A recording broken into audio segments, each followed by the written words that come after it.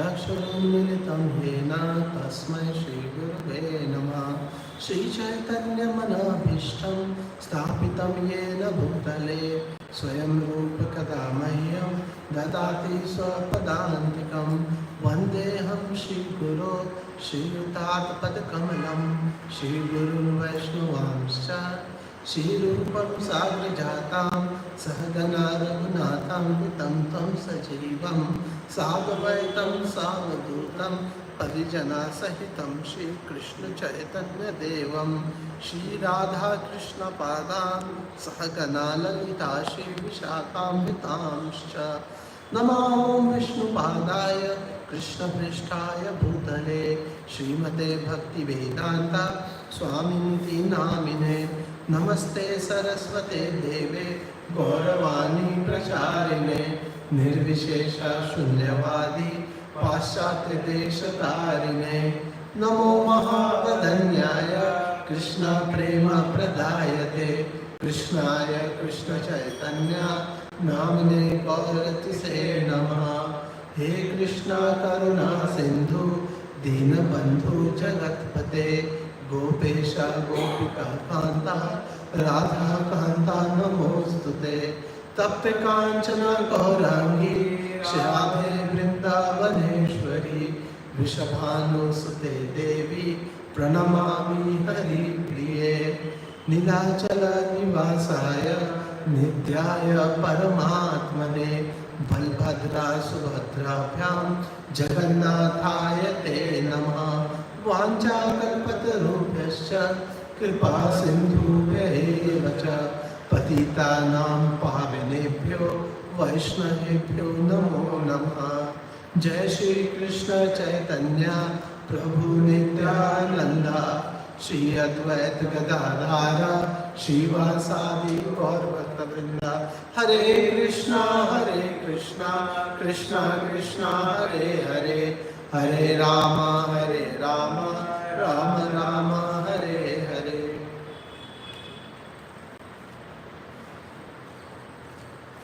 हरे कृष्णा। ओम नमो भगवते वासुदेवाय ओम नमो भगवते वासुदेवाय ओम नमो भगवते वासुदेवाय। नारायणं नमस्कृत्य नरं चैव नरोत्तमं देवीं सरस्वतीं व्यासं ततो जयमुदीरये।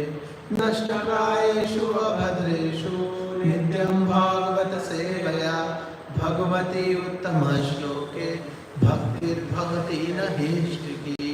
कृष्णाय वासुदेवाय देवकी नंदनाय च नंदगोपकुमाराय गोविंदाय नमो नमः। हरे Krishna. Today pages of Bhagavatam opens at Canto 4, chapter 21, verse number 21. राजोवाच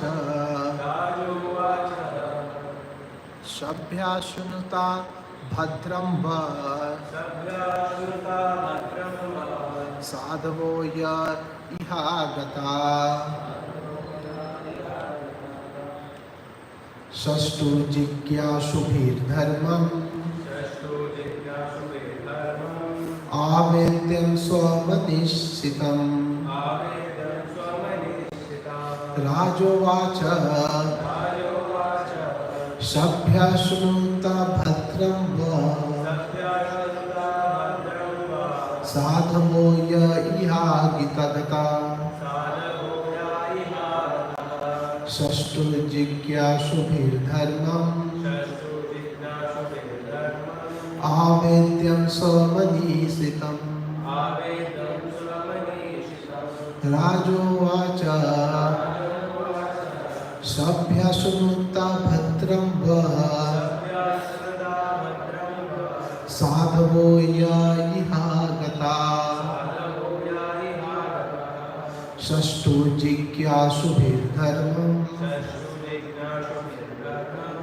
आवेद्यं स्वमनीषितम्। Krishna, anybody would like to recite? Rajovacha Sabhya Shruta Bhadrama सभ्याशुन्तभद्रं वा साधवो य इहा गता षष्ठुर्जिज्ञासुभिर्धर्मम् आवेद्यं स्वमनीषितम् राजोवाच सभ्याशुन्तभद्रं वा साधवो यागता षष्ठुर्जिज्ञासुभिर्धर्मम् आवेद्यं स्वमनीषितम्. Mataji, like to say? Rajovacha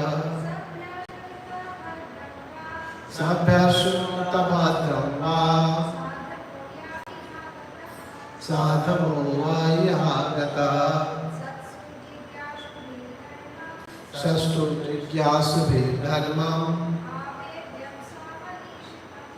Bhavedyam Swarmanishitam. Word to word meaning. Rajovacha, the king began to speak. Sabhya, addressing the ladies and gentlemen. Shunota, kindly hear. Bhadram, good fortune. Va, your. Sadhava, all great souls. Ye, who.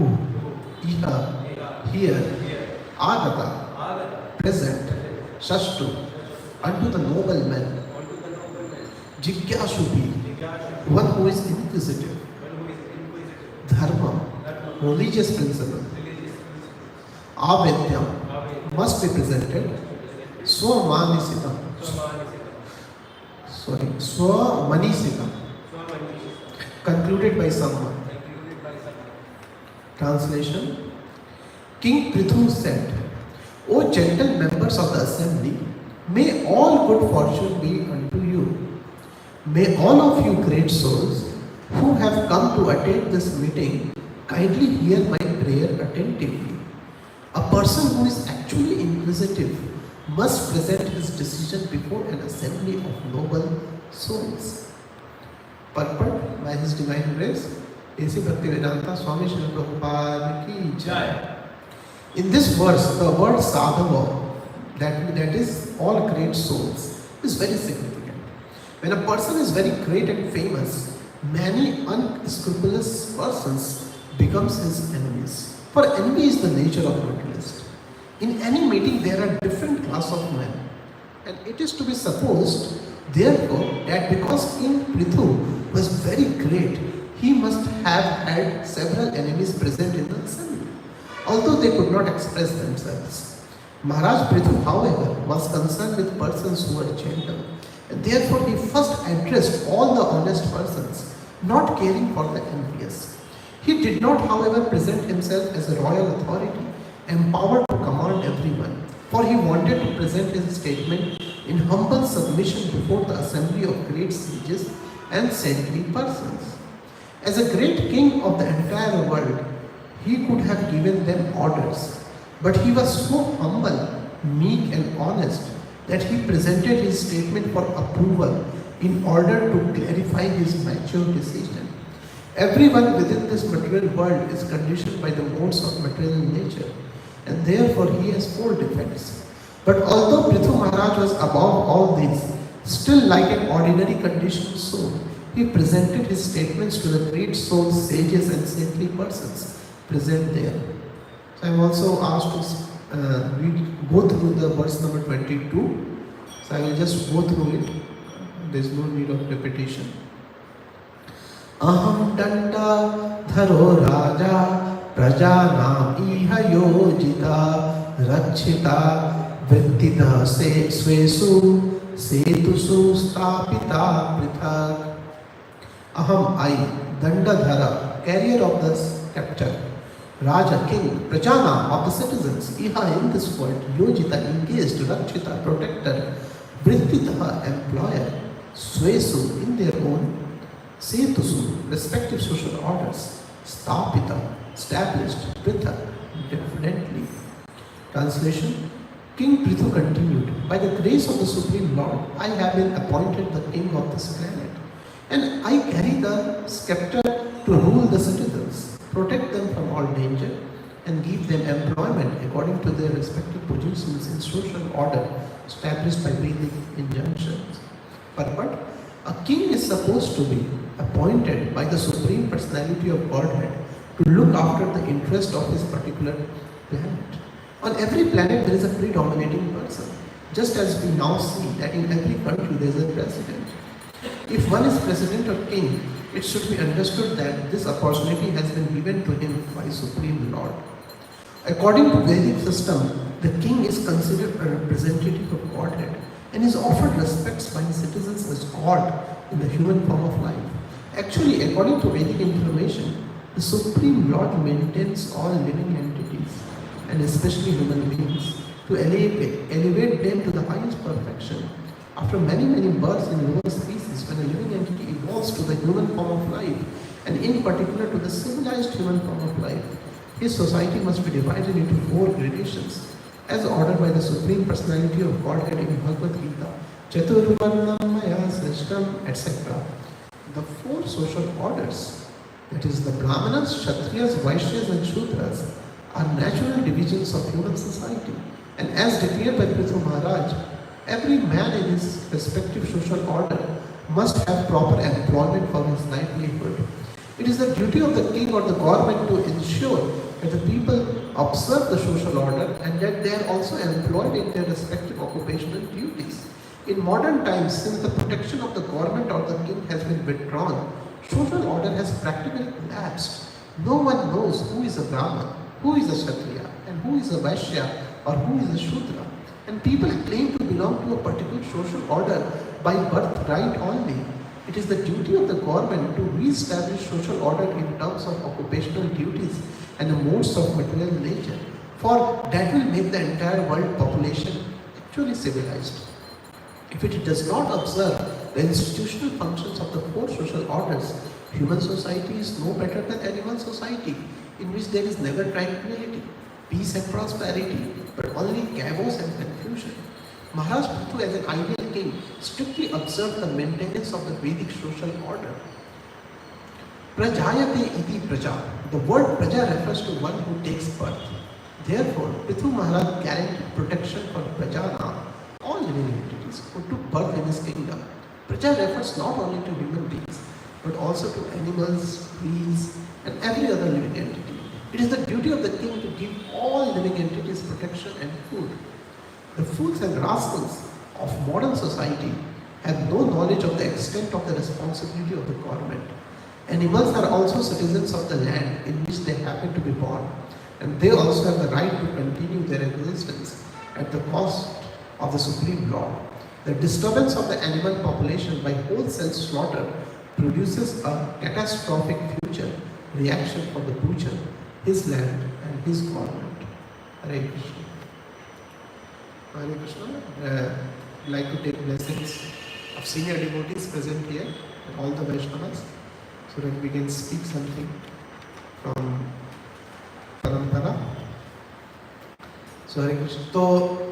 So here we can see that how Prithu Maharaj he's assembled in front of all the citizens of his country, in front of whom he is going to present his prayers, his instructions, etc. But we can see the humility of Prithu Maharaj. Though Prithu Maharaj is sitting at a commanding position, he is the king, and he has personally received the darshan of Lord Vishnu. He is fully empowered with not only materialistic power, but also spiritual energy. So he is at a very high platform, at the commanding platform, at the instructing platform. But we can see the humility of Prithu Maharaj, how he is treating everybody who is assembled. So this is one of the highest quality of the Vaishnava. So humility is the very heart of Vaishnavism. Yes, humility is considered as one of the crest jewel quality of any Vaishnava. And that's why Krishna, when he gives the items of knowledge in Bhagavad Gita, yes, So the first item which he recounts is what? Amanitva. That is what? Humility. So humility is the first quality which Krishna recounts.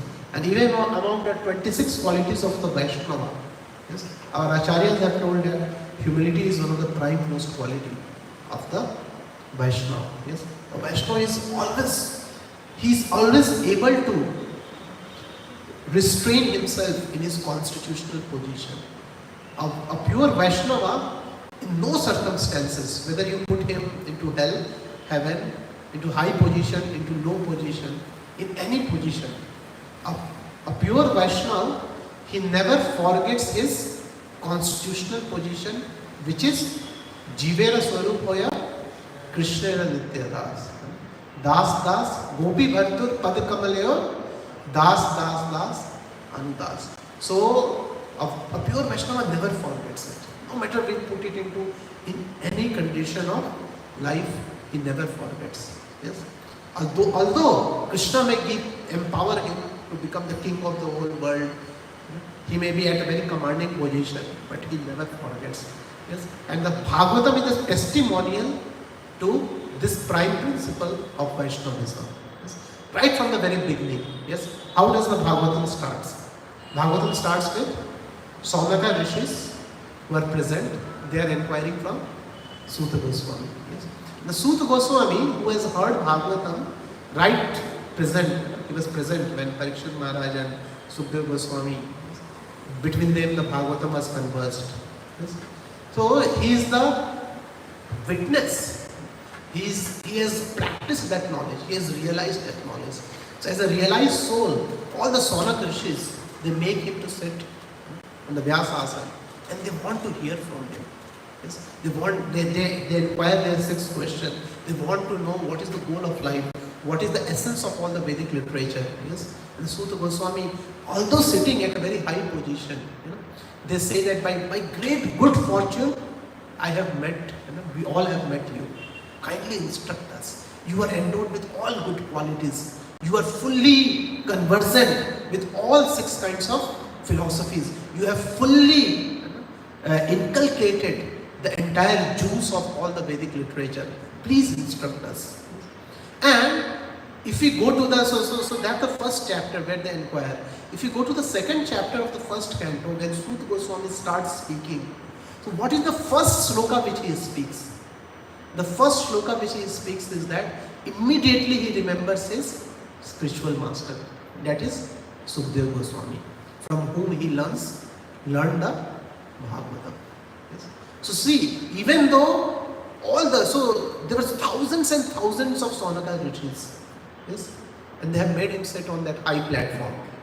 But even in that position, Suta Goswami always remembers that I am just a servant of the servant of the servant of Sukdev Goswami. Yes. He never forgets his master. He doesn't start thinking that, oh, now I am the master. Now all these people, they have come to hear from me. Now let me give some nice upadesh. So even in that position, he doesn't forget his master, who is Sukdev Goswami.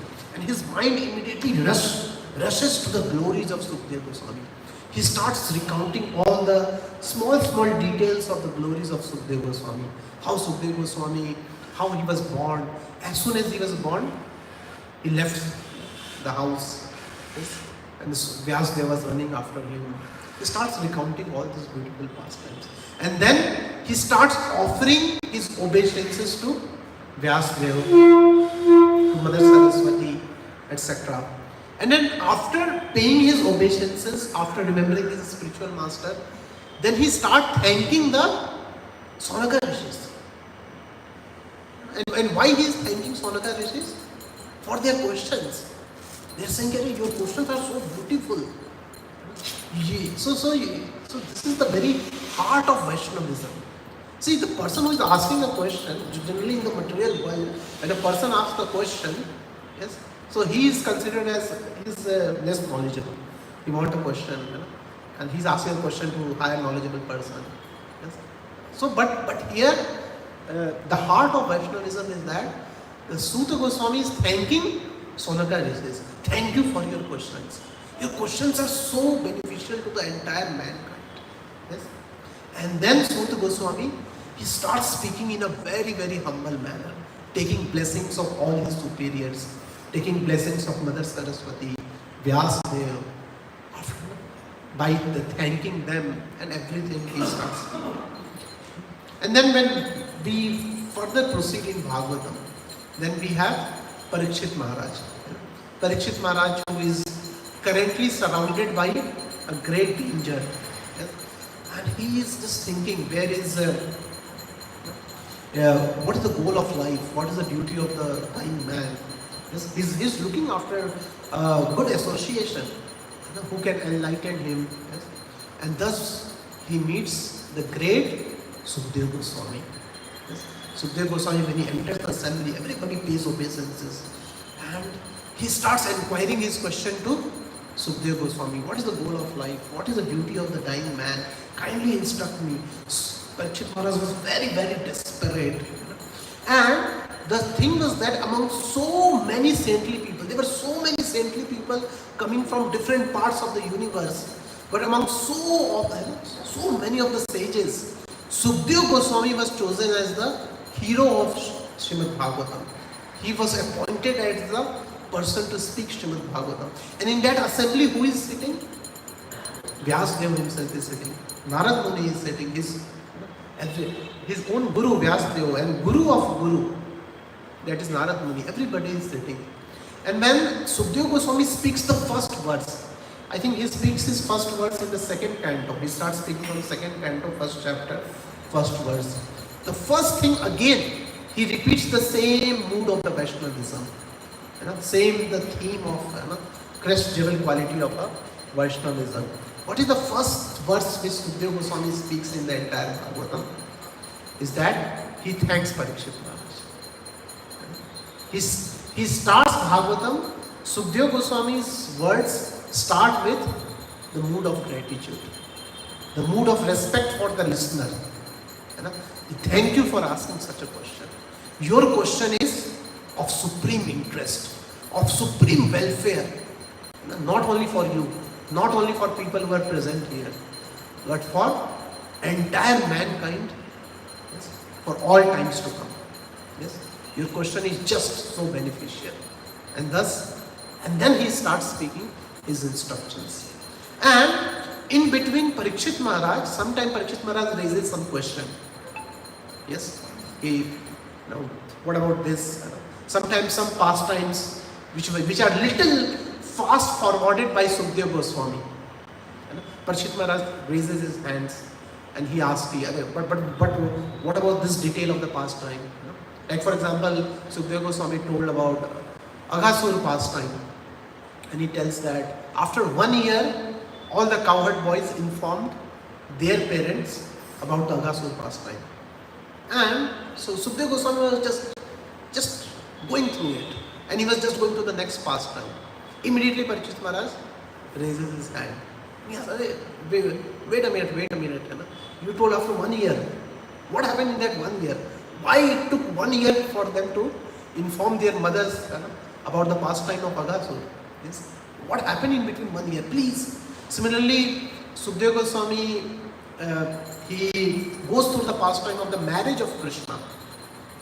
He summarizes the marriage of Krishna in maybe 1 or 2 verses. That Balram got married, after that Krishna got married.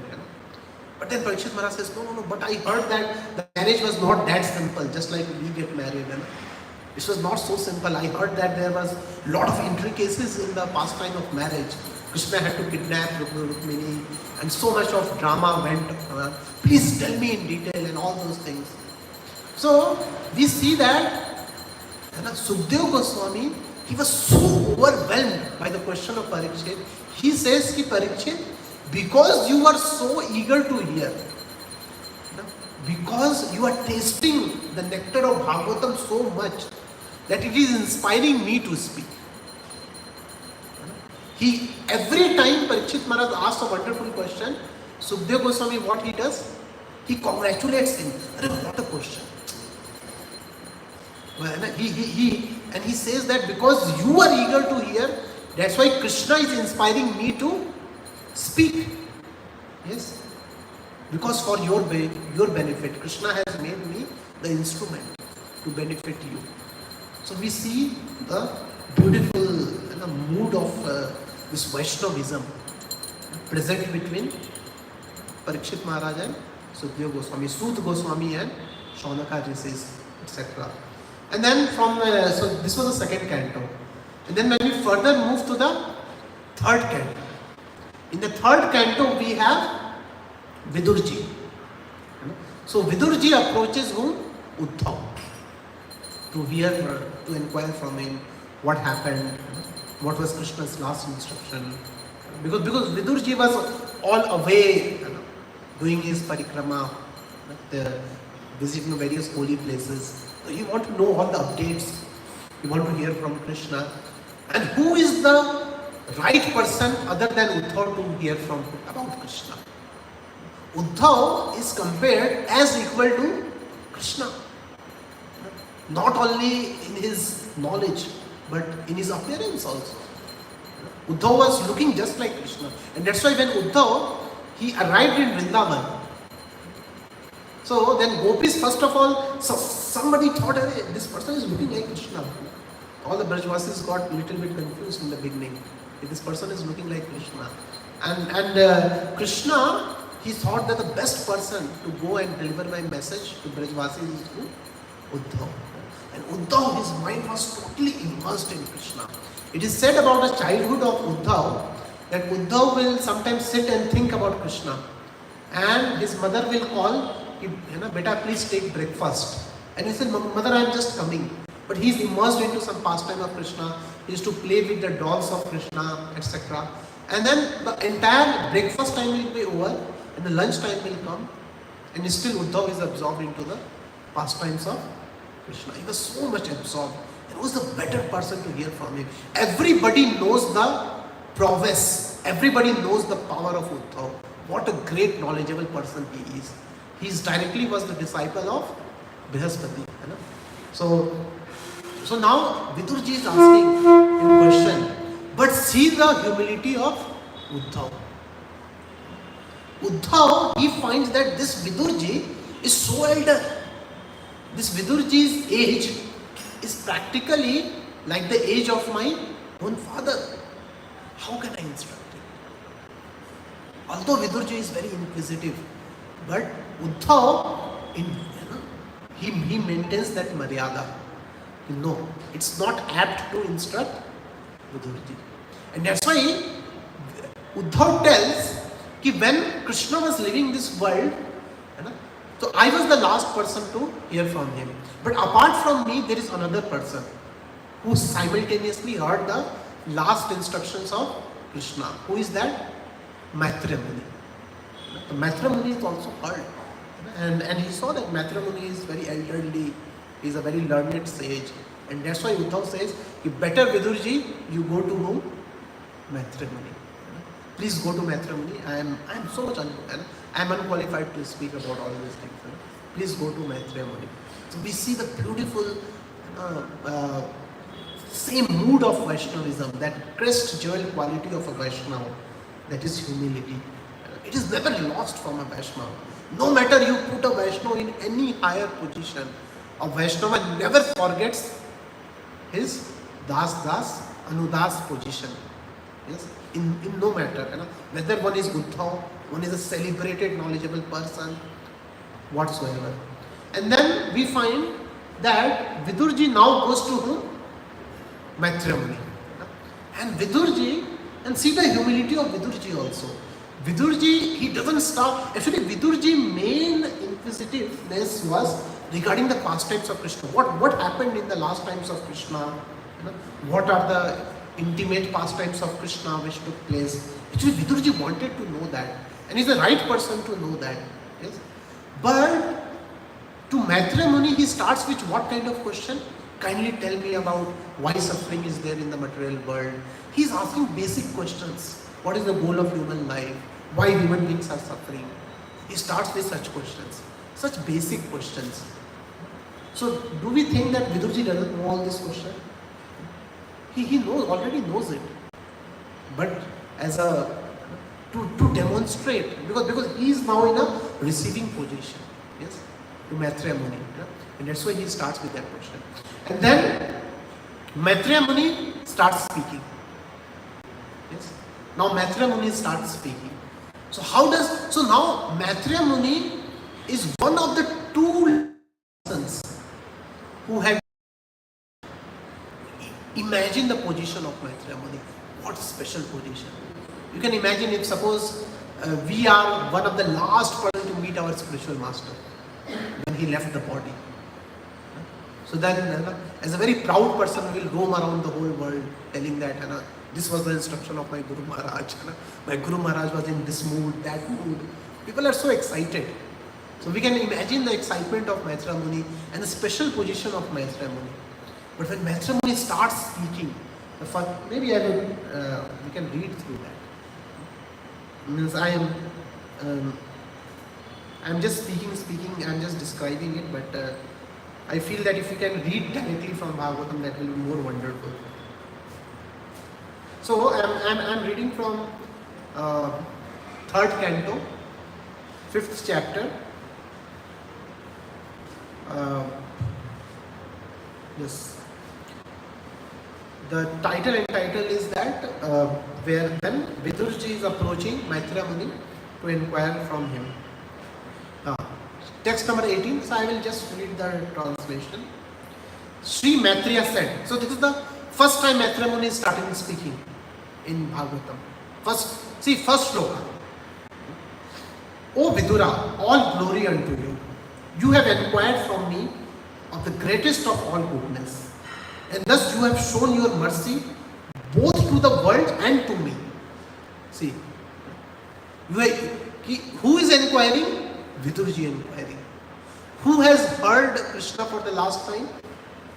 Maitreya Muni. But Maitreya Muni is saying what? First of all, he says, greatest of all good fortune, and thus you have shown your mercy both to the world and to me. See, he is saying mercy to me and mercy to the whole world. Because your mind is always absorbed in the thought of transcendence. Next verse. O Vidura, it is not at all wonderful that you have so accepted the Lord without deviation of thought. For you were born from the semen of Vyasdev. Yes. So he recounts the connection of Vidurji. You know, Vidura, your root itself is so wonderful. Because the root of this material body is the semen. And the semen was of Vyasdev. And thus I know that you are now Vidura due to cursing of Mandavya Muni, and that formerly you were King Yamraj, the great controller of living entities. After their death, you were begotten by the son of Satyavati, Vyasdev, in the kept wife of his brother. This was the, I think, 3rd verse. Okay, let's go to the 4th verse. Your good self is one of the eternal associates of the Supreme Personality of Godhead, for whose sake the Lord, while going back to his abode, left instructions with me. Yeah, so this is so beautiful. See, Vidurji came to approach him, but how Maitreya Muni is saying, for your benefit, Krishna has instructed me. So that when you come back from your Tirtha Yatra, I can become that instrument to deliver that message. You can imagine the special position of Maitreya Muni. He has heard direct message, but he is thinking that I am just an instrument. An instrument for the sake of whom? Vidura. Because Vidura is not currently present here, I am present here, so I am a delivery boy. Krishna has left the pizza of the good messages for Vidurji, and I am a delivery boy of that pizza for the Vidurji. So this is the mood of Maitreya Muni. Okay. Your good self, for the good sake, left instruction with me. Okay. Next verse. I shall therefore describe to you the pastimes by which personality of Godhead extends his transcendental potency for the creation, maintenance and dissolution of the cosmic world as they occur one after another. Okay. From here, now Maitreya Muni starts speaking the instructions. So I am just counting 1, 2, 3, 4. So almost 4 to 5 verses, initial verses, Maitreya Muni dedicates to glorify Vidurji. This is how he starts his instruction. This is so beautiful. So this is so like that we see practically in every canto. We can see this beautiful mood of Vaishnavism, this beautiful crest level quality of humility, being described, repeated again and again and again. We can see in the seventh canto of Prahlad Maharaj. Yes? So, when nobody was able to pacify Narsimha, yes, everybody failed, including the goddess of fortune, including Mother Lakshmi failed, Brahmaji is failed, everybody failed. And in the limelight, among so many demigods standing, so many great personalities standing, Mother Lakshmi herself present in that assembly, among so many great people, who is in the limelight, on whom the whole light is falling? Prahlad Maharaj. Please, you go and pacify Narsimha. For your sake only, Narsimha is nobody is able to see the special position of Prahlad Maharaj. What nobody else is able to do, what not even Mother Lakshmi is able to do, will now be done by whom? Prahlad Maharaj. Such a special position. Yes? The whole limelight is falling on him. He is just moving towards Narsimha. Means sometimes I think, for example, let's say I am in that position. What will happen? Maybe our ego will burst by that special position. We will not be able to sustain ourselves. The ego will rise to such a high pinnacle that we will be lost practically. But see, Prahlad Maharaj, when he goes, what is the first sloka he speaks? He speaks that I am born from, my blood is dirty. Because my blood comes from whom? Hiranyakashipu. The first sloka he speaks. After that, the second sloka which he speaks is what? And he says that, oh Lord, when great demigods are not able to satisfy you, what I will satisfy? They are in mode of goodness, but I am in mode of ignorance. In me the blood of whom is flowing? Hiranyakashipu is flowing. How I can satisfy? And the second sloka he speaks is that, Lord, not by knowledge, not by prowess, not by austerity, not by this, not by that. He recounts so many material qualifications. Nobody, by all these qualities, nobody can satisfy you. You can only be satisfied by humble devotion. Yes? So this is the first few shlokas of Prahlad Maharaj.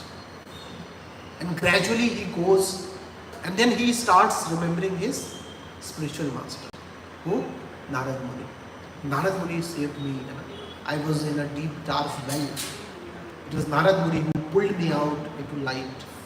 Yes.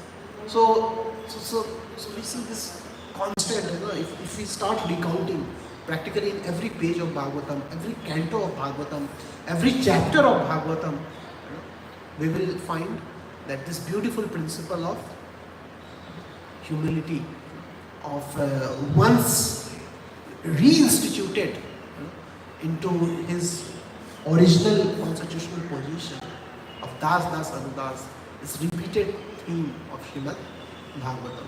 Yes. Now let's come to our one of the most beloved literature of Gaudiya Vaishnavism, that is Sri Chaitanya Charitamrita. And what to say of Sri Chaitanya Charitamrita? Sri Chaitanya Charitamrita, it is filled, practically every shloka of of Chaitanya Charitamrita is filled with this mood, where Krishnadas Kaviraj Goswami, in practically every chapter, whenever he starts speaking anything, whenever Krishnadas Kaviraj Goswami, he starts any topic, first thing he says, Rup Raghunatha Pade, I want to take the blessings of Rup Raghunath. Due to their mercy, I am able to describe. Again and again he speaks. Practically sometime in one single chapter, he repeats this 2-3 times. He repeats it in the beginning of the chapter. He repeats it in the end of the chapter. And sometime he brings it out in the middle of the chapter also. It is only because of Rup and Raghunath. It is only because of the mercy of Nityananda Prabhu. It is only because of the mercy of he again and again he repeats it, that theme. And in Chaitanya Charitamrita also we have one king. Like we have a king here, Prithu Maharaj. In Chaitanya Charitamrita also there was a king. Who was that? Prataprutra. And we see that Sri Chaitanya Mahaprabhu was trying to maintain a distance from King Prataprutra. Because Sri Chaitanya Mahaprabhu, he was a sannyasi. And he was just thinking a sannyasi should not mix with Vishay. Because the king mind is always absorbed into money, wealth, conquering, conquest. Is so much of material minded. He associate with that person and transfer the mode of passion and ignorance into oneself. Better to avoid such passionate people. Yes. So, but King Prataprutra was very eager to get the mercy. And what attracted Chaitanya Mahaprabhu? When he first time saw King Prataprutra sweeping. Lord Jagannath is about to come and King Prataprutra is sweeping the road. So this was the first time Chaitanya Mahaprabhu got little space for Prataprutra within his heart. So this king is in the mood of servant of servant. That's very nice. But still, he was not fully giving himself to King Prataprutra. And then King Prataprutra was always seeking the advice of Sarvabhauma Bhattacharya. Please advise me how to get the mercy of Sri Chaitanya Mahaprabhu. And then Sarvabhauma Bhattacharya planned a very nice plan. He said, after Rath Yatra is over, Mahaprabhu will be tired. He will go to a garden to take rest. That time you go and serve him and sing the Gopi Geet. And the same thing happened. Chaitanya Mahaprabhu got tired. He came to one garden. I think that garden is still, that place is still there on that grand road which passes from Shri Mandir to Gundicha Mandir. Chaitanya Mahaprabhu goes and takes rest. And then King Prataprutra comes and starts pressing the lamp. Yes. And he is not dressed into kingly dress. He is dressing like a common man. He is singing Gopi Geet. And Chaitanya Mahaprabhu within his sleep, he is getting the leg massage. He is nicely relaxing. And at the same time he is hearing the Gopi Geet. His mind is fully into transcendence. Chaitanya Mahaprabhu is relishing that Gopi Geet. And then as soon as the last verse of the Gopi Geet comes, Tava Katha Amritam Tapta Jivanam Kavi Bhiritam Kalmashapaham. And then when he starts singing this, as soon as Chaitanya Mahaprabhu hears Bhurida Jana, that great person who propagates the message of Lord all over the world, he is the greatest personality. Then Chaitanya Mahaprabhu immediately rises, you are that Bhurida Jana, because you are helping me to remember Krishna. Chaitanya Mahaprabhu's heart was so much filled with gratitude for that person who is pressing his leg and helping him to remember Krishna, helping him to go in the mood of the gopis. And then Chaitanya Mahaprabhu asks, who are you? Kindly tell your introduction. Who are you? I want to know about you. And then King Prataprutra, what he gives introduction to himself? I am just Gopi Bhartur Pada Kamaleor Das Anudas. Oh, I am just a servant of your servant. And when Chaitanya Mahaprabhu he hears this position of that person, this mood of that person, immediately he embraces King Prataprutra and bestows him his full mercy. Yes. So what attracted Chaitanya Mahaprabhu to give mercy to King Prataprutra was his mood of humility. So this is the first qualification to get the mercy of Krishna. This is the first quality of being a Vaishnava. And then we have beautiful conversation of Chaitanya Mahaprabhu and Ramanand Rai. Ramanand Rai is the governor of Madras. And Chaitanya Mahaprabhu, when he comes to meet him by the bank of Godavari, and they both meet. The beautiful conversation in Chaitanya Charitamrita, where Ramanand Rai is describing, I am just a Shudra, I am just a Adhama. My mind is always engaged in, I am Vishay. My mind is engaged into all this kingly, all the kinghood activities. I am just a Vishayi. And then Chaitanya Mahaprabhu, he is a sannyasi. But what Chaitanya Mahaprabhu he tells, I am a Mayavadi sannyasi. What do you expect from me? And Sarvabhauma Bhattacharya is so merciful, because when Chaitanya Mahaprabhu was going on South India tour, Sarvabhauma Bhattacharya told that there is a person known as Ramanand Rai who stays in the southern region near banks of Godavari. Please go and meet him. He is the right person to associate with you. And what Chaitanya Mahaprabhu is saying, it is the mercy of Sarvabhauma Bhattacharya, because Sarvabhauma Bhattacharya wanted to do the supreme welfare to me. That's why he asked me to meet you. So Chaitanya Mahaprabhu is expressing his humility, Ramanand Rai is expressing his humility. And Chaitanya Mahaprabhu, why he is saying that I am a Mayavadi sannyasi? Because Chaitanya Mahaprabhu's sannyas was from a Mayavadi. So you see that this beautiful principle of a Vaishnava, that a Vaishnava can forget 99.99% of his good quality, and he can somehow go and pick out that 0.0001% of something to show that he is fallen. Yes. But a proud person, he may have 99 bad qualities, and he can pull out one good quality to think that I am still the best. Yes. But Sri Chaitanya Mahaprabhu, he is Supreme Personality of Godhead. He is 100% Suddha Sattva. Yes. But he is, from his entire life, he is just picking out his one circumstances of his life. That is, he took sannyas from a Mayavadi. And he says that, I am a Mayavadi sannyasi, what can I speak?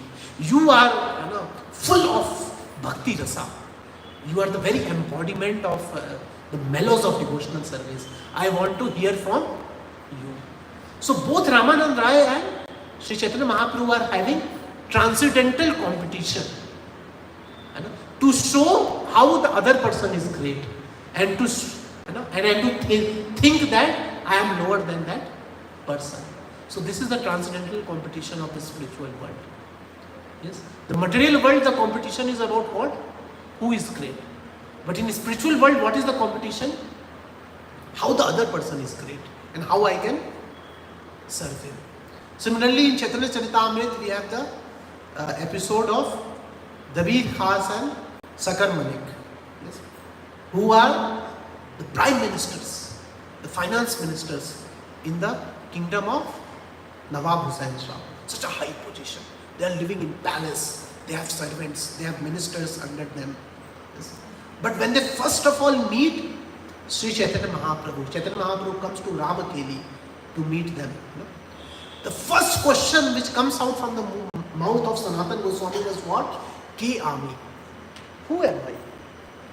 I don't know. People, actually the Sanatana and Rupa Goswami, they were such a great Pandit. They were the knower of multiple languages. They knew multiple languages. They were so huge. They have such a huge brain power. They know the entire Vedic literature. In their kingdom, they established the Gupta Vrindavan. Yes? And they used to call so many saintly people in their kingdom. They used to have Bhagavatam. They were so fully Krishna conscious, living in that unfavorable condition. But when they meet Chaitanya Mahaprabhu, what is the first question which Sanatana Goswami asked? Ki Ami, main kaun hu, mere ko yahi nahi pata. Who am I? That only I don't know. That is my fallen condition. At least this Jagai and Madhai, though they were sinful, but Jagai and Madhai never had that bad fortune of serving a Malecha king. But see my position. My position is lower than Jagai Madhai. So see, Rupa and Sanatana are finding a reason to show themselves lower than Jagai and Madhai. See, they have hundreds of reasons to show that how he is higher than Jagai and Madhai. Do you think that it was so difficult for Sanatana and Rupa to show that they were higher than Rupa and Jagai and Madhai? It's so easy to think that I am higher. Even we can think that we are higher than Jagai and Madhai. Because we have not committed that much sins which.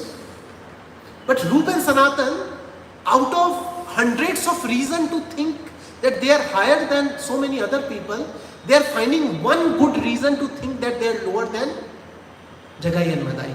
And what is that one good reason? That Jagai and Madhai, they never had the misfortune of serving a Malaysia king, but we are serving the cow meat eaters.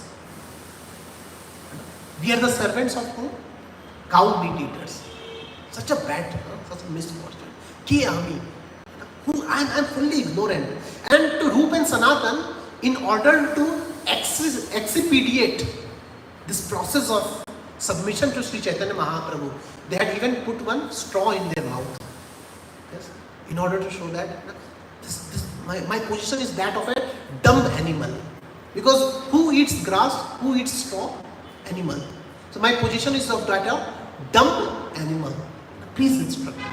And by hearing all this, Sri Chaitanya Mahaprabhu was saying what? Your humility is breaking my heart. Sanatan, please leave it. Stop it now. Don't become so humble. You have become so humble that it is going above my head. I am not able to comprehend it. It's breaking my heart. So Sri Chaitanya Mahaprabhu had to say that now it's enough. Now he bestows this entire full mercy to Srila Rupa Goswami and Srila Sanatan Goswami. So that was so this is a beautiful principle of humility being repeated again and again in the pages of Bhagavatam and very much highlighted in the pages of Sri Chaitanya Charitamrita. I think we have already crossed the time. I will just repeat I will just close with the pastime of Srila Prabhupada. Because I don't want to leave this talk will be incomplete. If we don't talk about, because we are talking about the prime quality of a Vaishnava. Yes?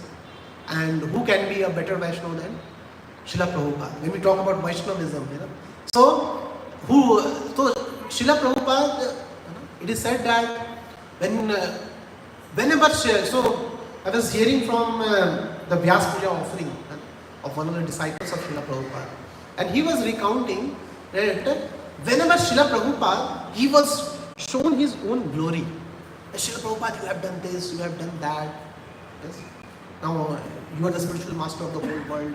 You have opened 108 temples across the whole world. The prophecy of Sri Chaitanya Mahaprabhu was, you are the chosen fellow through whom the prophecy of Sri Chaitanya Mahaprabhu has come true. Srila Prabhupada will immediately remember what?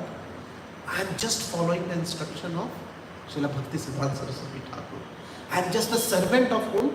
Siddha Siddhanta Saraswati Thakur. And he will speak it with great pride that I have not done anything. My only contribution is what?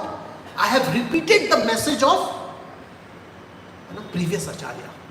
And that's why if we go through Bhagavatam, once Srila Gaur Govind Swami Maharaj, he has read the entire commentaries of all the previous Acharyas. And when Gaur Govind Swami Maharaj was once telling that if you read through the purport of Srila Prabhupada, the purport contains, it's the condensed form of the commentaries of all the previous Acharyas.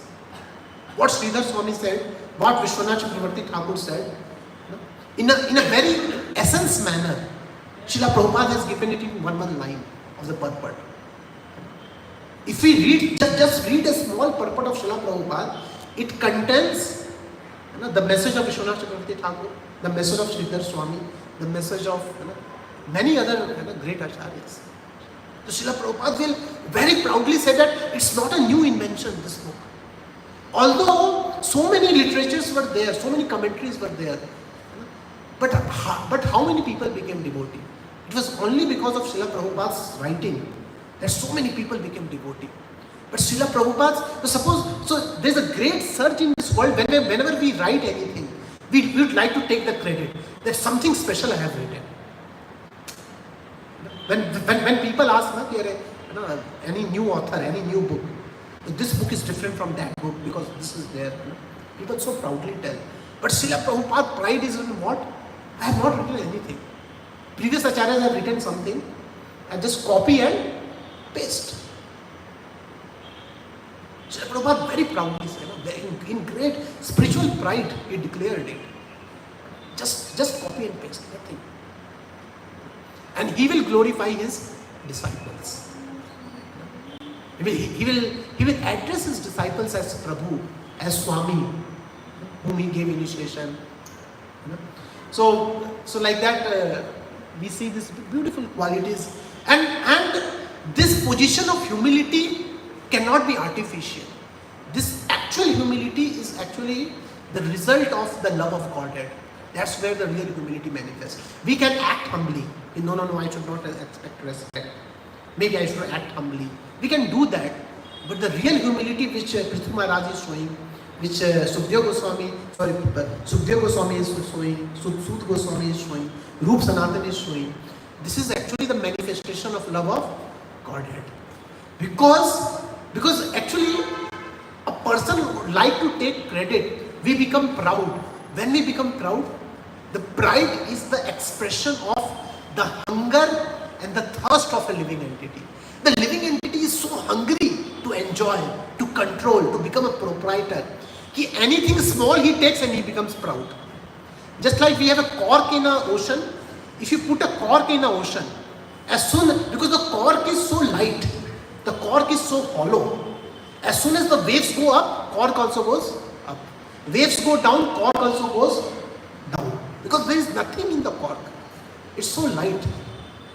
Yes? The same thing happened with the living entity. The living entity is so hollow. The living entity is so shallow. The living entity is so incomplete. The living entity is so thirsty. The living entity is so hungry. He picks up anything and he becomes proud. He has nothing. Even a beggar is proud of his penny. There's a very famous saying in English. Sometimes as a devotee, in the voice there are 5-6 people. Among 5-6 people, if we can wake up the earliest, we become proud. Among 5-6 people in the base, I am the person who wakes up most early. Yes.